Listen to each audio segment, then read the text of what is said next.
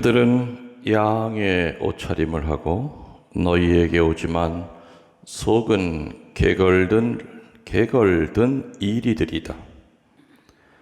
너희는 그들이 맺은 열매를 보고 그들을 알아볼 수 있다.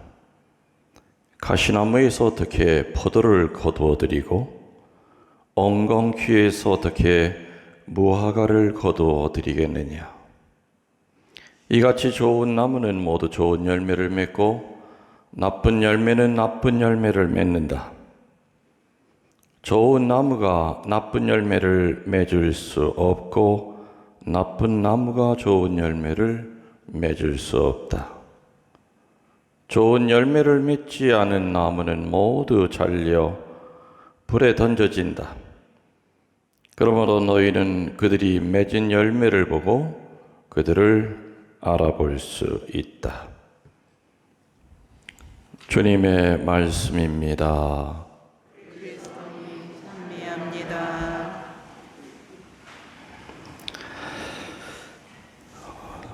전미 예수님, 주님의 이름으로 평화를 빕니다.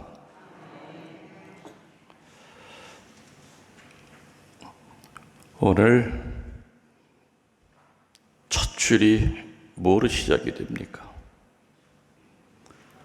거짓 예언자들을 사랑하여라, 존경하여라, 조심하여라. 예언이라고 그러면은 보통 우리 사전적인 의미로 두 가지의 뜻이 있죠. 첫 번째는 말 그대로 앞날에 대한 것을 얘기하는 겁니다. 근데 앞날에 대한 것을 얘기하더라도 그 내용은 또 두 가지로 나눠지겠죠? 멸망에 대한 예언이 있고, 다시 말하면 경고의 예언이 있고, 두 번째는 축복의 예언이 있습니다. 축복의 예언. 그래서 우리 보통 예언이다 그러면 이제 그런 뜻이죠. 앞날에 대해서 얘기하는 것인데 거기에는 경고성 예언이 있고 축복성 예언이 있다. 그 다음에 두 번째 예언의 뜻은 뭐냐?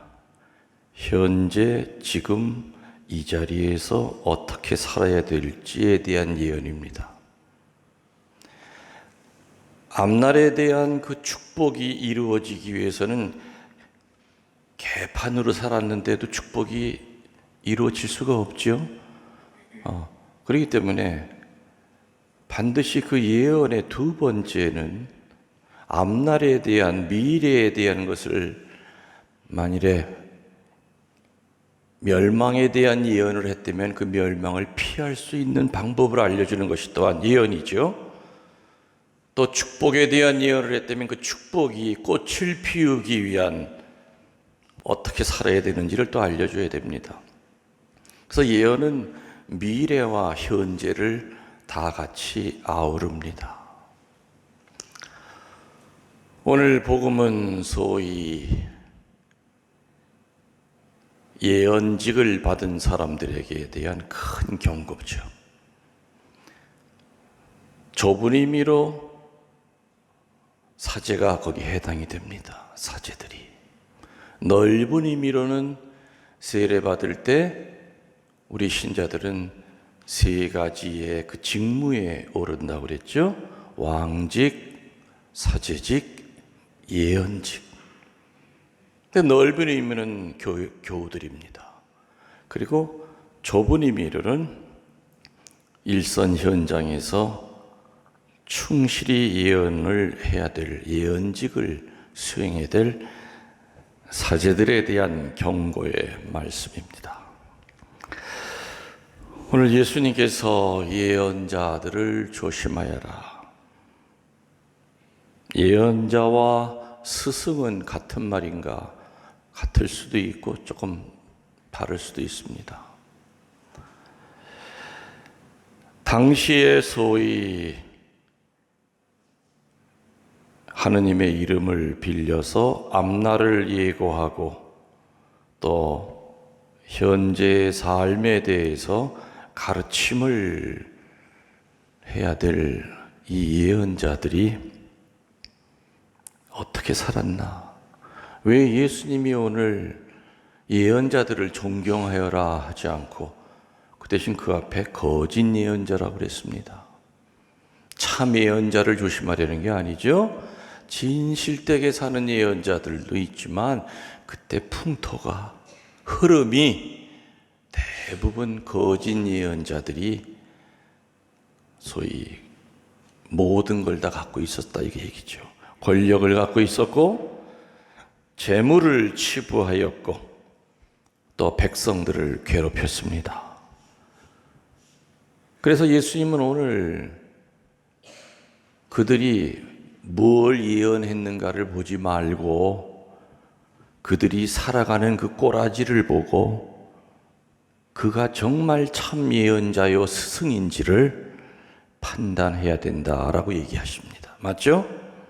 그러면서 그때 당시 사람들이 쉽게 이렇게 알아들을 수 있는 예를 들어 드립니다. 그 뿌리에 그 열매라는 격언이 있듯이 뿌리는 반드시 열매를 포함하고 있습니다. 다시 말하면은 포도나무 뿌리에는 반드시 포도가 열립니다. 포도나무 뿌리를 심었는데 거기서 배라고 하는 과일이 열릴 리 없지요. 그래서 그 뿌리의 그 열매다. 어떤 뿌리를 가지고 땅에 살아가느냐, 거기에 따라서 열매가 달라진다. 오늘 예수님 뭐라 그랬습니까? 가시나무에서 어떻게 포도를 딸 수 있겠느냐. 이거는요, 여기서 얘기하는 가시나무는 멀리서 보면은 포도나무처럼 생긴 가시가 달려있는 갈매나무라는 게 있습니다. 유대 땅에는. 그 갈매나무를 가리키는 거죠. 갈매나무는 얼핏 보면은 이렇게 뭐가 주렁주렁 매달려 있어서 꼭 포도처럼 보여요. 근데 가까이 가면은 가시가 달려 있고 먹을 수가 없는 날 열매입니다. 그래서 가시나무에서 어떻게 포도를 딸 수 있느냐? 생김새는 비슷해도 결국엔 포도나무가 아니라는 겁니다. 또 엉겅퀴에서 어떻게 무화과를 딸 수 있겠느냐? 엉겅퀴 꽃이 필 때 멀리서 보면 무화과 열매처럼 보인다고 합니다. 그래서 예수님은 현실적으로 착각하기 쉬운 그 신뢰를 두시면서 겉으로 비슷한 점만 보고 참 선지자와 거짓 선지자를 혼돈하지 말라고 분별해야 된다는 경고를 우리들에게 하고 계십니다. 서두에 얘기 드렸듯이 예언자들은 앞날에 대한 축복과 경고, 그리고 그 축복과 경고를 경고 같으면 막기 위해서, 축복 같으면 완성하기 위해서 이 현재를 어떻게 살아가야 되는지도 얘기를 합니다. 그래서 구약 성서에 나오는 그 예언서를 보면 예언자들의 예언인데 그 안에는 미래에 대한 이야기만 있는 것이 아니라 지금 이 자리에서 어떻게 살아야 되는지도 분명히 나와 있습니다. 그래서 이러한 예언자들은 정말 사심이 없어야 되는데 권력과 또 돈에 이렇게 탐닉을 하여 백성들을 교묘하게 찍어 누르고 있었기 때문에 그 당시에 일반 서민들은 감히 예언자들한테 도전할 수가 없었습니다. 근데 오늘 예수님은 거짓 예언자를 조심하여라 하시면서 거짓 예언자들은 이러한 자들이다라는 걸 얘기해 주고 계시죠. 첫 번째, 거짓 예언자들은 이기주의자라는 겁니다. 무슨 주의자요? 이기주의자다. 참된 목자는 자기 양떼를 위하여 생명을 바치지만 거짓 예언자는 양떼를 위하여 목숨을 바치는 순간이 오면은 내뺀다 이겁니다. 도망친다 이겁니다. 이게 바로 거짓 예언자와 참된 예언자를 구별하는 첫 번째 기준. 양떼를 위하여 목숨을 바치느냐 아니면은 절벽에 몰려있는 양을 보고 도망을 치느냐. 이게 바로 아주 중요한 기준입니다.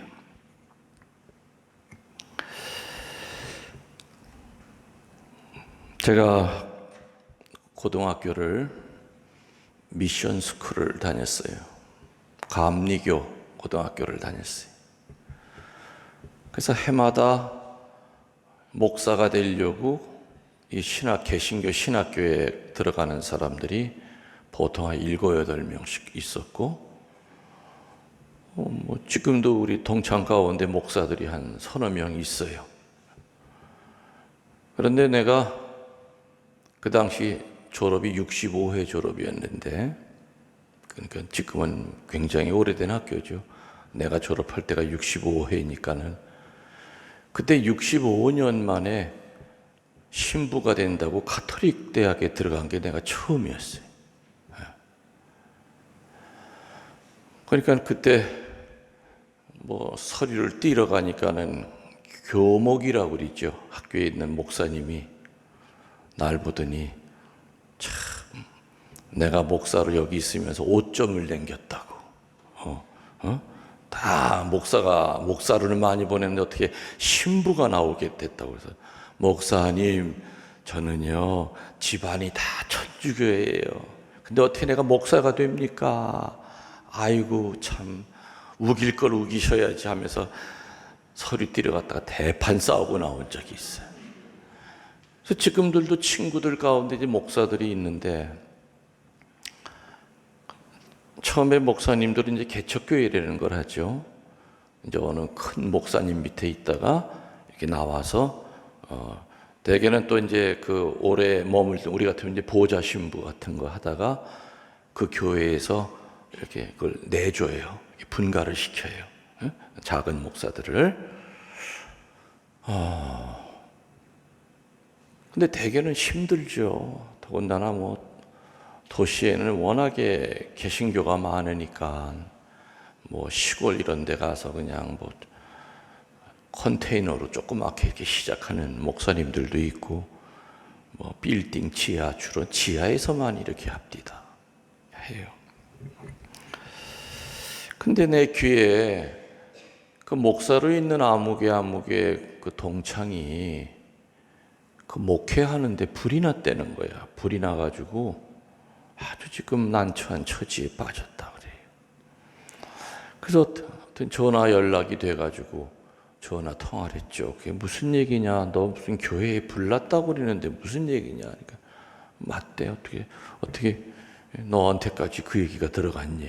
그래서 내 귀에 들어오더라. 걱정돼서 전화번호에 알아서 전화한다 그랬더니 어떻게 된 거냐 그랬더니 교인이 한 50명 정도로 개척교회를 시작했대요.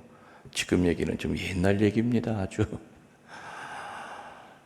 근데 하여튼 겨울이니까는 석유 난로인지 뭘 폈나 봐요. 근데 이게 과열이 돼가지고 또 애들이 뒤에서 뛰다가 그건 잡아뜨렸어. 석유 골로인지 난로인지. 그래서 밑에 카페트, 그 유독성 있는 카페트가 순식간에 불이 붙으면서 아비규환이 된 거예요. 그래서 그 50여 명이 그냥 그 좁은 통로로 빠져나가려고 그냥 등을 밟고 그냥 난리 법석을 떨었겠죠. 목사도 지도 빠져나왔대요. 빠져나왔대. 근데 빠져나오고 난 다음에 보니까 세상에 양손에 자기 딸이랑 아들을 끄집어 갖고 나오더래. 그거를 다른 교우들이 다 보면서 저게 목사냐고. 어떻게 지 새끼 먼저 살려고. 실제로 그날 다른 교우집 아이가 하나가 죽었어. 불에 타 죽었어. 못 나오고. 목사도 자기도 몰랐대요. 내가 내 새끼 챙겨갖고 나오는 줄을 몰랐대요. 그리고 어떤 사람은 목사한테 등을 밟혔대. 다 증언을 하는 거야. 저게 목사냐고. 양들의 등을 밟고 지 새끼 양 손에다가 움켜쥐고 지 혼자 살겠다고 나왔는데 결국엔 쫓겨났죠. 그래서 그 친구가 나한테 하는 얘기가 그거예요. 야, 옥녀라. 솔직히 나도 일찍 천주교를 알았으면 참 신부가 됐을 거다. 이게 어쩔 수가 없어. 처자식이 있다 보니까 이게 어쩔 수가 없어. 너는 어디로 이동하라 그러면 보따리 하나 가지고 그냥 떠나면 되지만 우리 목사들은 복잡해. 아이들 학군도 봐야 되지. 이것저것 복잡해. 그러니까 결국에 그 목사의 그 나쁜 소문은 따라다녔겠죠. 2번인가 개척교회 하려고 다 실패해가지고 결국에는 택시 기사,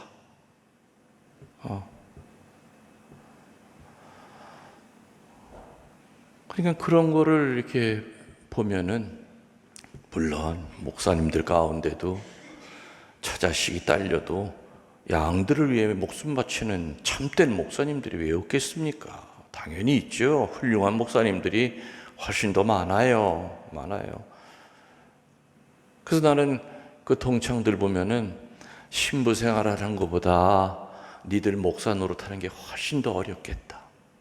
훨씬 어렵겠다.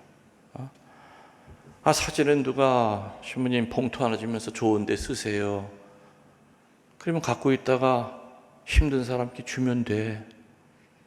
근데 목사들은 이제 똑같은 걸 그런 입장이라면은 그래 이거 좋은 데 써야지 하려고 보니까 마누라 구두축이 다 나갔어. 아이고 저 찢어진 구두 신고 다닌 지 한참 됐는데 에스콰이어로 하나 해줘야 되나 뭘 해줘야 되나. 그게 어쩔 수가 없는 거예요. 어쩔 수가 없는 거예요. 그래서 사제보다 나는 목사들이 훨씬 더 어렵다고 봐요. 어느 정도 동의하시죠?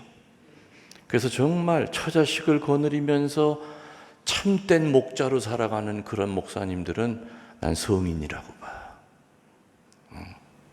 성인이라고 봐. 교우들이 볼 때는 아유 우리 신부님 혼자서 외롭게 외롭긴 뭐 외로워 뭐 외로운 건 다 똑같아. 장가를 가나 시집 가나 외로운 건 다 똑같지.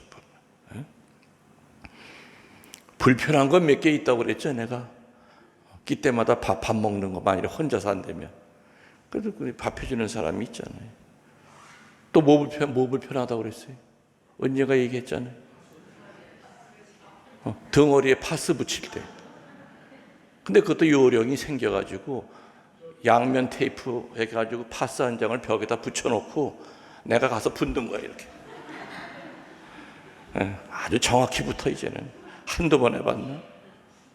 또 언제 불편해? 뭐 교우들이랑 이렇게 술을 먹고 좀 과음을 해가지고 속이 불편해. 더 하고 싶은데 누가 좀 등 좀 한번 쳐줬으면 좀 그럴 때 불편하고 또 가려울 때 뭐 효자손이 있으니까 사람 손만큼 못하겠지만 그래도 효자손으로 벅벅 긁으면 뭐 시원하지. 목사님들이 처자식을 거느리면서 목회를 정말 참다운 선지자처럼 한다면은 정말 그 목사님은 존경받아야 돼요. 존경받아야 돼요. 혼자 몸뚱아리로 양들을 위해서 사제들은 목숨을 분명히 바쳐야 됩니다. 아무튼 오늘 예수님께서는 거짓 예언자냐 아니냐 하는 그 첫 번째 기준을 과연 너는 양떼를 위해 목숨을 바칠 수 있느냐. 제가 여러분들한테 가끔 그런 얘기 했어요. 저는 신자들을 위해 목숨 바칠 수 있다고 그랬어요. 만일에 내 목숨을 바쳐서 어느 신자를 살릴 수 있다면 저는 미련 없어요. 목숨 내놓을 수 있어요. 이게 아무튼 첫 번째 기준입니다. 거짓 예언자들은 이기주의자이기 때문에 말은 그럴듯하지만 막상 그 순간이 되면 절대로 양떼를 위해서 목숨을 내놓지 않습니다. 두 번째 거짓 예언자들의 특징은 하느님을 드러내기 위하여 가르치기보다는 자기 명성을 얻기 위해서 가르칩니다. 자기의 인기를 얻기 위해서 하느님을 드러내기보다는 늘 모든 포커스가 자기에게 오게 합니다. 다시 말하면 교주 노릇을 한다 이겁니다. 제가 그런 얘기 한 적이 있죠. 어느 사제의 카리스마를 보고 신자들이 찾아옵니다. 그건 지극히 당연한 거예요. 그러나 찾아오고 난 다음에 사제들은 어떻게 해야 된다고요? 조용히 비켜줘야 된다고 그랬어요. 그리고 누구를 만나게 해야 된다고요? 예수 그리스도를 만나게 해줘야 돼. 이게 참된 예언자예요. 참된 스승들이에요. 그 사람의 그 카리스마를 누가 준 건데, 하느님이 주신 그 카리스마를 갖고 자기가 태어날 때부터 카리스마를 갖고 태어난 줄 착각을 하고 그 카리스마를 보고 찾아온 사람들을 자기 하수인으로 만든다거나 종으로 만든다거나, 그게 바로 교주입니다. 교주되는 건 한순간이에요. 오면은 겸손하게 예수님 만나게 해줘야죠. 예수님 만나고 돌아가게 해줘야 됩니다. 예수님 앞을 가로막으면 안 됩니다. 요르단 강에서 세례 풀던 세례자 요한 뭐라고 그랬습니까? 그때 당시에 세례자 요한이 입만 딱 다물었으면 모든 사람이 세례자 요한을 메시아로 여기고 있었어요. 근데 예수님이 나타나시면 뭐라 그럽니까? 나는 이분의 신발끈을 풀어드릴 자격도 없다. 이분은 갈수록 커지셔야 되고 나는 갈수록 작아져야 됩니다. 멋있죠? 이게 바로 상남자 아니겠는가? 모세가 40년 동안 광야에 그 고생을 하면서 오만 소리 다 들어가면서 이스라엘 백성을 끌고 가나안 땅이 저기 바라보이는 데까지 드디어 왔어. 저기만 들어가면 모세는 왕이 되는 거예요. 근데 어떡합니까? 여호수아에게 이제 네가 이 백성을 다스려라. 그러면서 그 다음부터 성경 어디에도 모세는 안 나타납니다. 첫째 자리에서 차선의 자리로 내려간다는 게 쉬운 게 아니에요. 거짓 예언자들은 하느님 행세를 한단 말이에요. 그러면서 별의별 악행을 다 저지르잖아요. 성추행을 하고 입에 담지도 못할 그런 짓거리들을 하는 거짓 예언자들이 얼마나 많습니까? 예언도, 이건 예언도 아니죠. 지가 만들어낸 거죠. 자기 권력을 유지하기 위하여, 돈을 뺏기 위하여 협박하고 공갈하는 겁니다. 너 돈 안 내면은 며칠 안에 죽어. 딱 얼굴 보니까 이거 큰일 났구만. 이거 무당이랑 뭐가 다릅니까? 뭐가 다르냐 이거예요. 기복으로 몰아서 사람을 공포에 떨게 만들어. 그게 교주예요. 하느님을 드러내는 것은 두 번째죠. 자기의 명성, 인기 이런 거를.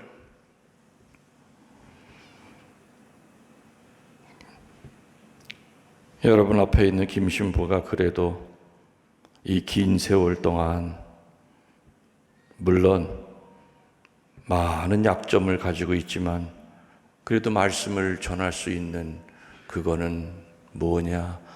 나는 내 주제 파악을 해요. 저녁 때 되면 내가 오늘 주제 넘게 사한 게 뭐가 없는가 늘 저는 마지막 잠자기 전에 기도합니다. 오늘 내가 건방을 떨고 살았다면 주님, 내일은 예수님 닮은 목자 되게 해 주십시오. 기도 바치고 잡니다. 근데 내 주제 파악을 하기 때문에 그래도 이 긴 세월 동안 신자들 앞에 설 수 있었던 거예요. 세 번째로 거짓 예언자들의 특징은 뭐냐? 하느님의 뜻을 중요하게 여기고 선포하기보다는 자신의 학력이나 학식이나 견해, 사상 따위를 전합니다. 여러분들, 제가 여러분들에게 하는 강론은 아마 한 번도 신부님은 복음과 어긋나서 다른 얘기 하신 적 없다 하고 느끼실 겁니다. 그날 복음을 저는 관상해서 그거를 잘 이유식으로 만들어서 그리고 신자들에게 전달을 합니다. 그래서 예언자들은 자기의 학식이나 자기의 주관적인 생각이나 이런 것이 거기 기어들어가기 시작하면은 참다운 하느님의 소리는 전달이 안 돼요. 그래서 제가 늘 하는 얘기, 사제, 수도자들, 교리교사들, 다시 말하면 넓은 의미의 예언직을 받은 여러분들, 죽을 때까지 교리 공부하셔야 됩니다. 내가 얘기합니다. 저는 지금도 제 침대 머리맡에는 교리서가 있습니다. 시간 날 때마다 교리 공부합니다. 여러 학자들이 얘기했던 교리서가 많죠. 아, 참 이분은 참 쉽게 설명했다. 그래, 이거 교우들에게 알려줘야 되겠다. 그런 거 발견하면 얼마나 기쁜지 몰라요. 내가 참 내 자신도 어려워서 설명을 못했는데 두리뭉실 넘어간 거를 세상에 이 학자는, 이 영성 신학자는 이렇게 쉽게 설명하니까 쏙 와닿네. 이건 교우들에게 알려주면 얼마나 기뻐할까? 얼마나 답답했던 것이 해결이 될까? 무식한 자가 앞을 이끌면 같이 구덩이에 빠집니다. 사제, 수도자들 절대 무식하면 안 됩니다. 끊임없이 공부해야 됩니다. 그 중에 특별히 사제, 수도자들은 세상의 지식을 알려주는 사람들이 아니죠. 과학적이고 수학적인 진리를 알려주는 그 위치에 있는 사람들이 아닙니다. 종교적이고 도덕적이고 윤리적인 진리를 가르쳐줘야 될 사람들이기 때문에 거기에 관련된 거 정확하게 본인이 알고 있어야 됩니다. 본인 자신도 교리에 대해서 정확히 모르면서 어떻게 신자들을 교리를 가르칩니까? 어떻게 강론대에 서서 어떤 때 보면은 참 복음이 아닌데, 저건 복음 선포가 아닌데, 그냥 뭐 텔레비전에 나온 거 뭐 그냥 뭐 드라마 같은 거 어디서 봤던 거 이렇게 갖다 붙이고 깊이가 너무 없어요. 어떨 때는 이렇게 보면은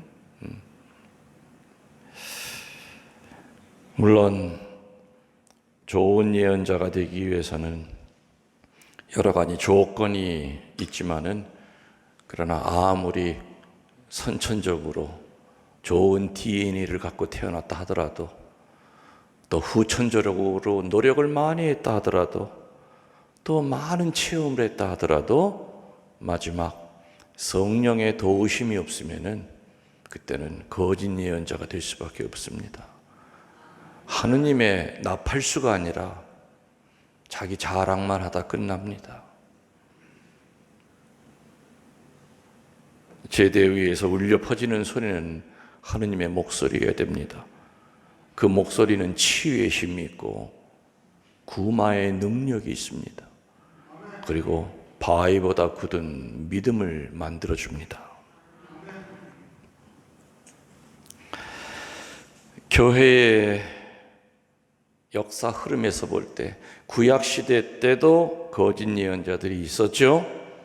신약시대에도 마찬가지로 거짓 예언자들은 있어 왔습니다. 지금도 현재 너무나 많이 존재합니다. 그래서 그 거짓 예언자들의 가모니설에 속아서 재산을 탕진하고 집안이 패가망신이 됩니다. 몸버리고. 교회의 그 흐름으로 볼 때 많은 이가 하느님과 그 나라에 대하여 가르치고 전하지만 예수님의 이러한 경고는 자주자주 반복되어 왔습니다. 현재에서도 그러한 경고는 여전히 진행형입니다.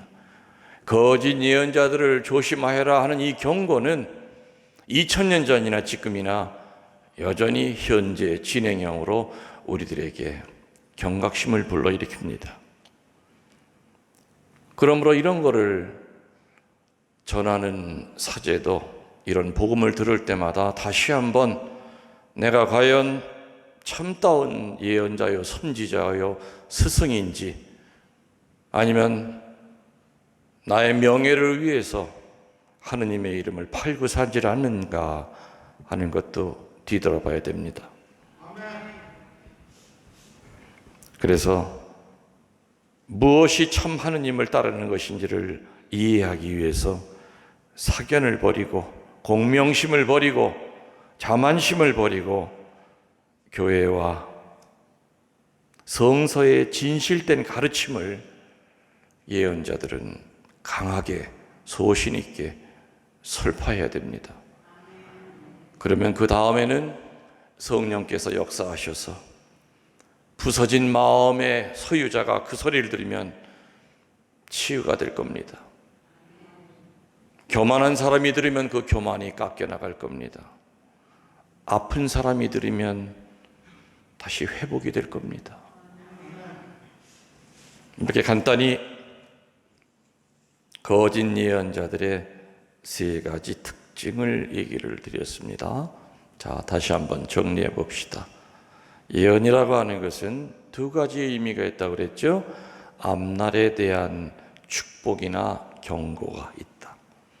그리고 그걸로 끝나는 것이 아니라 두 번째, 현재 지금 이 자리에서 어떻게 처신할지에 대한 가르침이 그 예언에는 들어가 있다는 거죠. 많은 예언자들이 권력과 그리고 부를 치부하기 위하여 예언자 행세를 하고 살았고, 그것은 구약이나 신약이나 여전히 현재 진행형이요.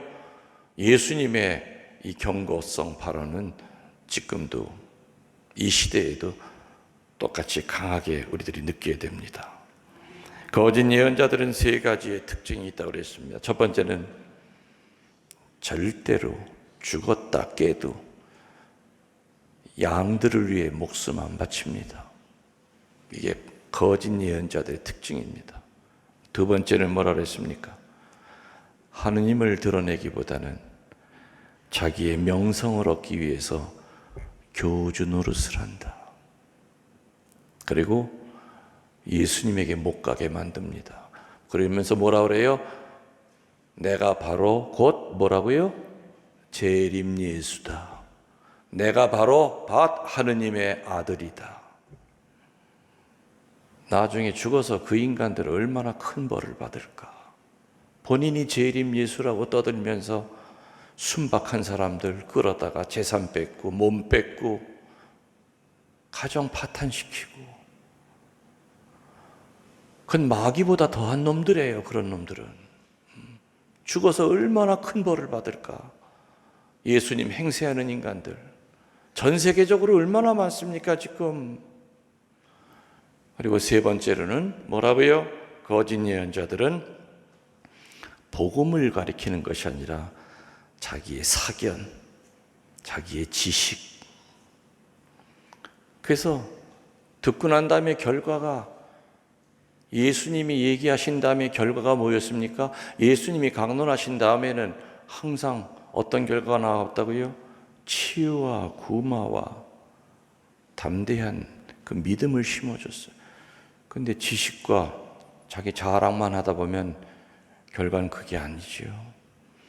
그래서 오늘 예수님이 거듭거듭 강조하는 것이, 생긴 건 비슷하여도 열매를 자세히 봐라.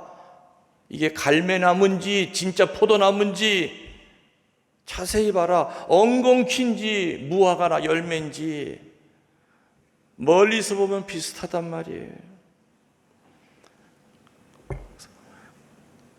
그래서 양들도 분별력이 있어야 됩니다. 분별. 그리고 혹시라도 거짓 예언자들한테 끌려다니는 사람이 있으면 정말 온 마음으로 한 영혼을 구원한다는 마음으로 기도 바치고 도와줘야 됩니다. 다시 오게끔. 저도 예언자고 여러분들도 예언자입니다. 그리스도의 예언직을 받으신 분들입니다. 세례받는 그 순간부터. 그래서 하여튼 온 세상에 하느님을 알려야 되는 책임이 있는 사람들입니다. 저도 길을 쓰고 사제로서 알리려고 애를 쓰고 전 삽니다. 여러분들도 듣기만 할 것이 아니라 듣고 끝나는 것이 아닙니다. 들은 거 알려야죠. 이렇게 좋은 예수님이 있다. 사제도 성령이 도와주셔야만 은혜로운 강론을 하듯이 여러분들도 세상에 복음을 전할 때 성령이 도와주시지 않으면 절대 움직이지 않을 겁니다. 그래서 먼저 누군가에게 복음을 전하려고 할 때는 성령께 도움을 청하시기 바랍니다. 그러면 생각지도 못할 놀라운 일들이 일어날 겁니다. 아멘.